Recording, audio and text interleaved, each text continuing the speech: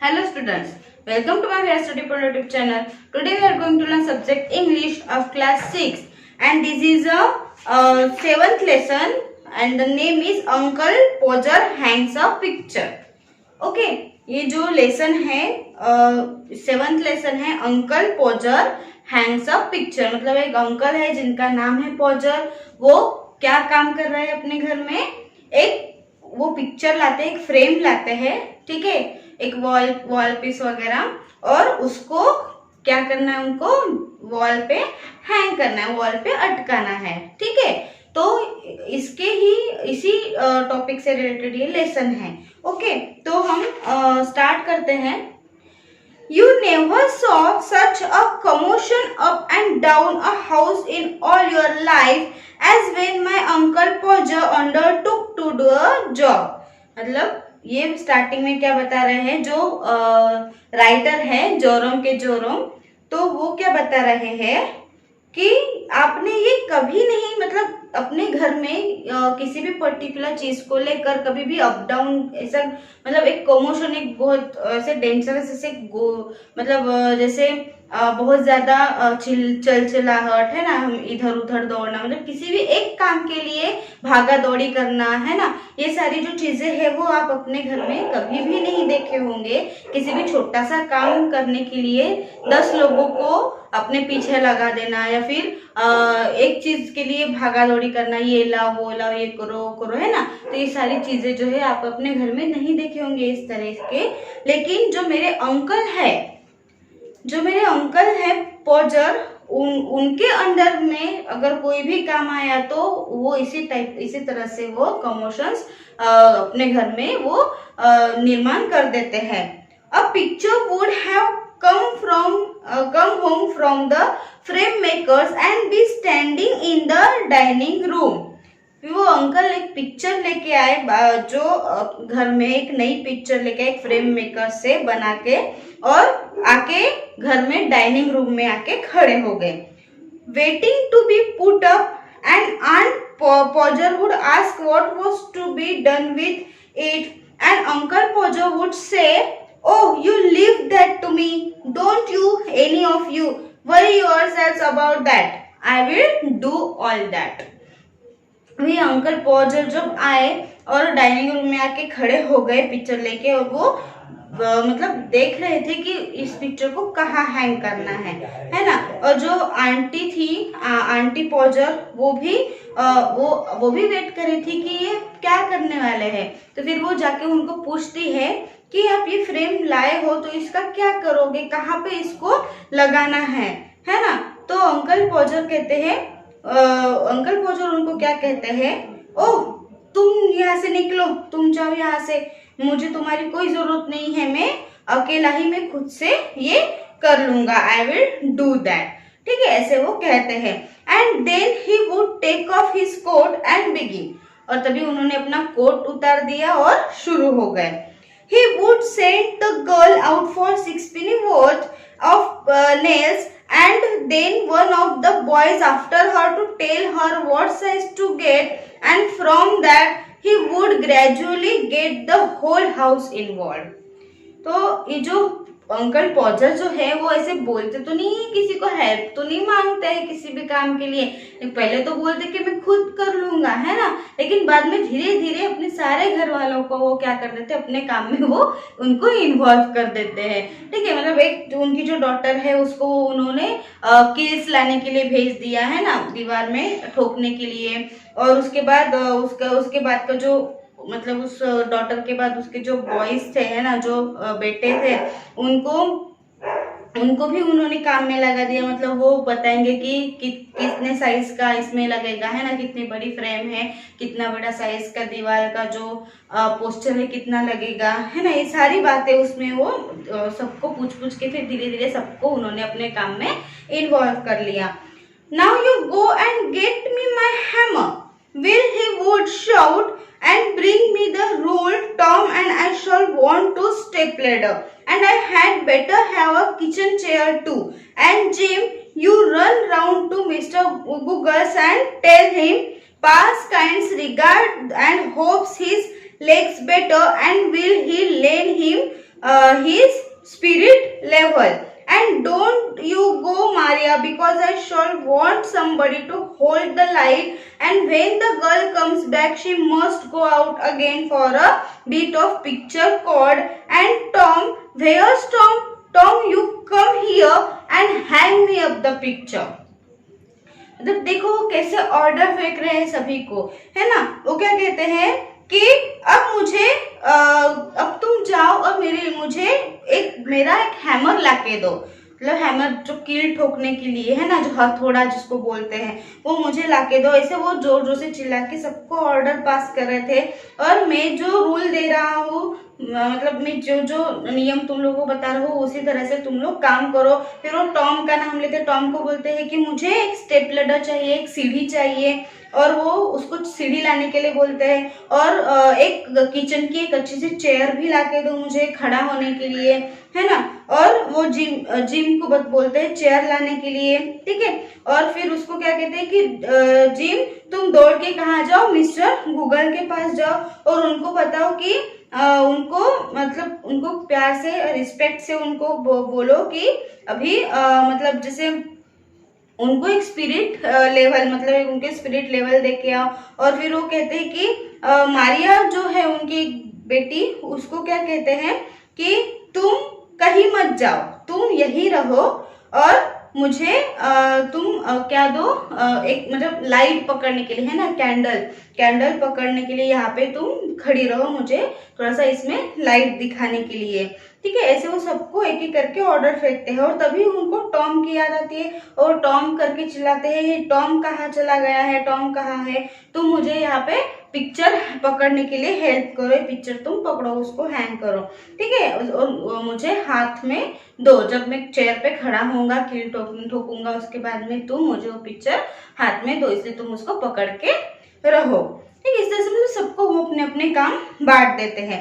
And then he would lift up the picture and drop it and it would come out of the frame and he would try to save the glass and cut himself and then he would spring round the room looking for his handkerchief।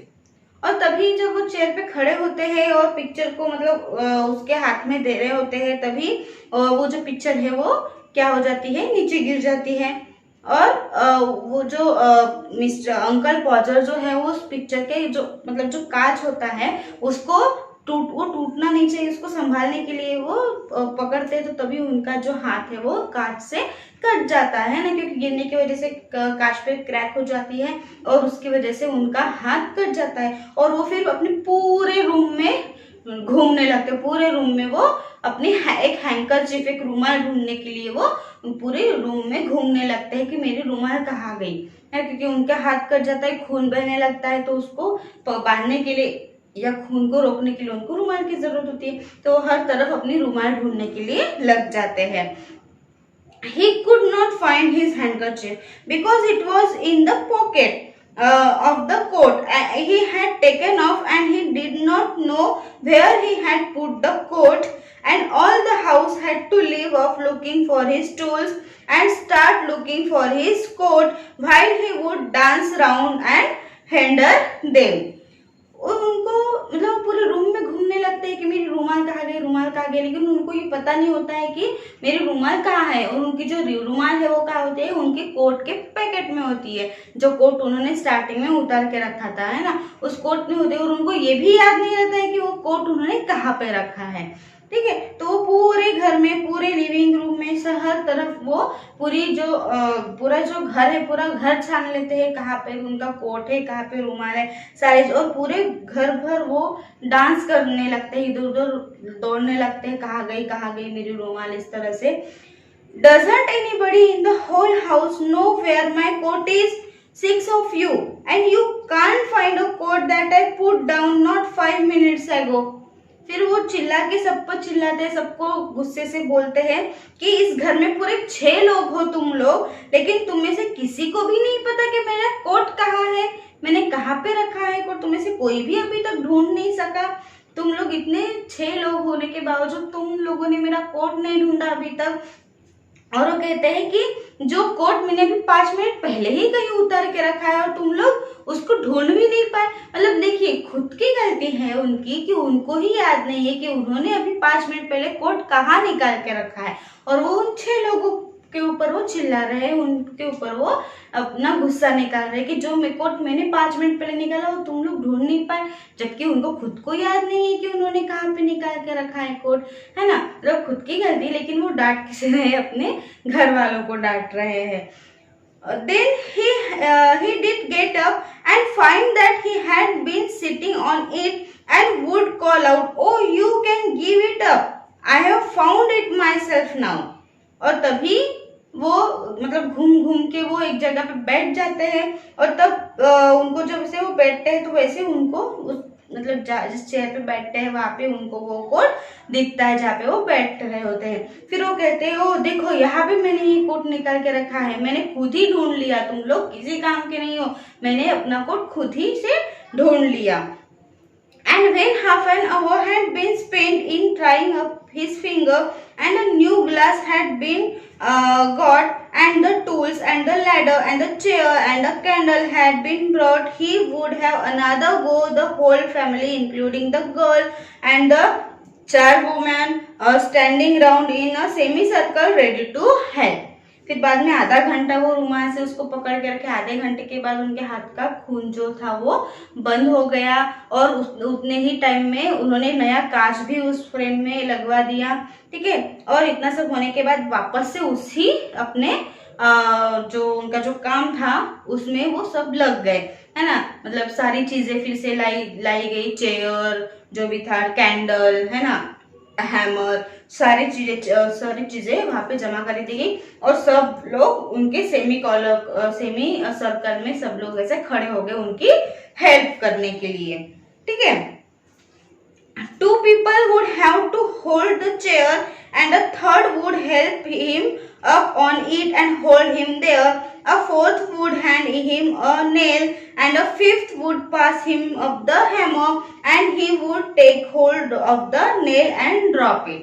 मतलब देखिए सबने एक एक काम किया था वहां पे, है ना। 2 लोग क्या कर रहे थे, चेयर पकड़े हुए थे, मतलब जिस चेयर पर अंकल पौजो खड़े हैं उस चेयर को पकड़े हुए थे, और तीसरा जो पर्सन है वो उनको मतलब उठाने चढ़ाने में हेल्प कर रहा था, और जो 4th पर्सन है वो अपने हाथों में कील्स पकड़े हुए था, और 5th जो पर्सन है वो क्या कर रहा था, हैमर को पास कर रहा था अंकल पौजर को, है ना। और अंकल पौजर जो थे वो क्या कर रहे थे, कील को दीवार से लगा के अब उसको क्या करने वाले थे, अंदर उसको हथौड़े से ठोकने वाले थे, ठीक है।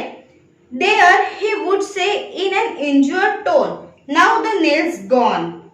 और फिर पूरा उसको अच्छे से दीवार में ठोकने के बाद फिर आखिर में वो अंकल पौजर बहुत ही गुस्सैली आवाज में फिर वो क्या कहने लगे कि "Now the nail's gone." मतलब अब ये नेल जो है वो चली गई है दीवार के अंदर। And we would all have to go down on our knees and grope for it while he would stand on the chair grumpily and want to know if he was to be kept there all the evening.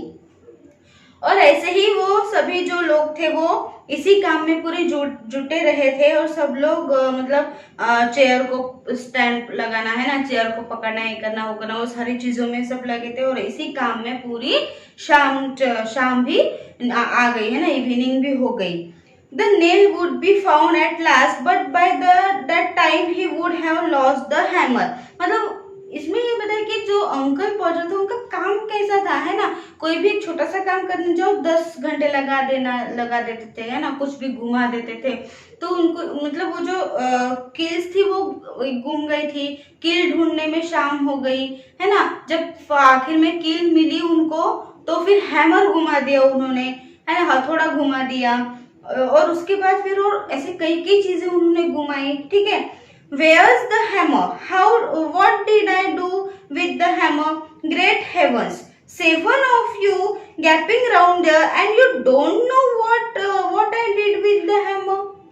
मतलब उनका काम देखिए आप, पहले तो खुद ही coat निकाल के रखते हैं, जब रुमाल की जरूरत होती है तो कोट याद नहीं आता है ना, फिर कील घुमा देते हैं, कील ढूंढने में शाम लग जाती है, अब हैमर घूम गया है ना, तो हैमर हैमर भी ढूंढने के लिए वो उन्हीं को दोष देते हैं, हैमर तो खुद घुमा देते हैं, लेकिन उन लोगों को दोष देते हैं। उन लोगों को क्या कहते हैं वो कि ये हैमर कहाँ गया, तुम लोग इतने सारे लोग हो, तुम 7 लोग हो, फिर भी तुम लोगों को पता नहीं है हैमर कहाँ है। ओ माय गॉड, वो कहते हैं कि तुम लोग 7 लोग होने के बावजूद भी तुम लोगों को ये पता नहीं कि मैंने हैमर कहाँ रख दिया।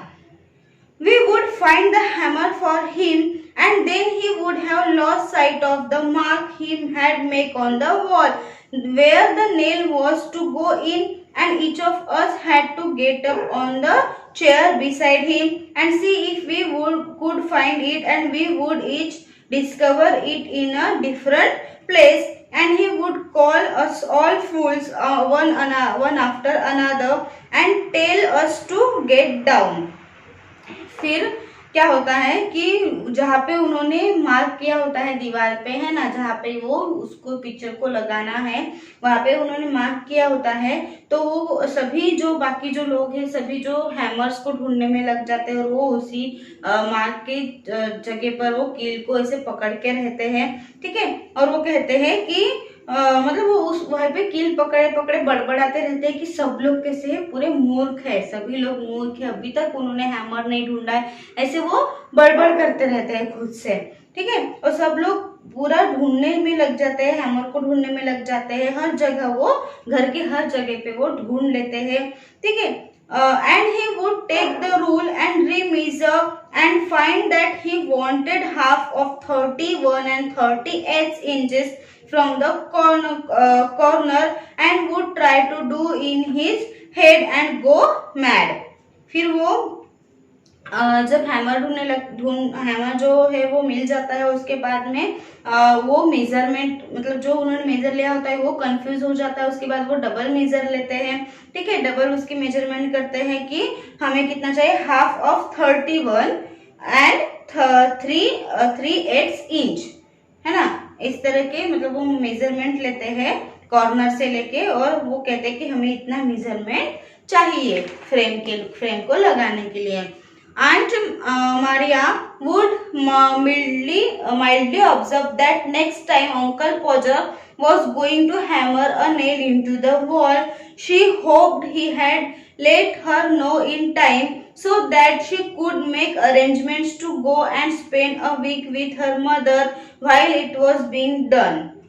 फिर उसके बाद जो आंट मारिया है वो सारी जो चीजें हैं वो ऑब्जर्व कर लेती है, वो सोचती है कि नेक्स्ट टाइम जब अंकल पॉजर इसी तरह से हैमर घुमाएंगे या फिर नेल्स जो है वो दीवार पे लगाना होगा तो मैं यहाँ पे आऊंगी ही नहीं, मैं यहाँ पे रहूंगी ही नहीं। और वो कहती है कि मैं कुछ सारी जो चीजों का अरेंजमेंट करके मैं अपने माँ के पास चली जाऊंगी, वहां पे उनके साथ टाइम पूरा 1 हफ्ता रहूंगी वहां पे टाइम स्पेंड करने के लिए, ऐसे वो सोचती है।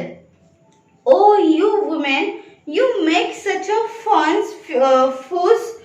fuss over everything, Uncle Podger would reply, why I like doing a little job of this sort।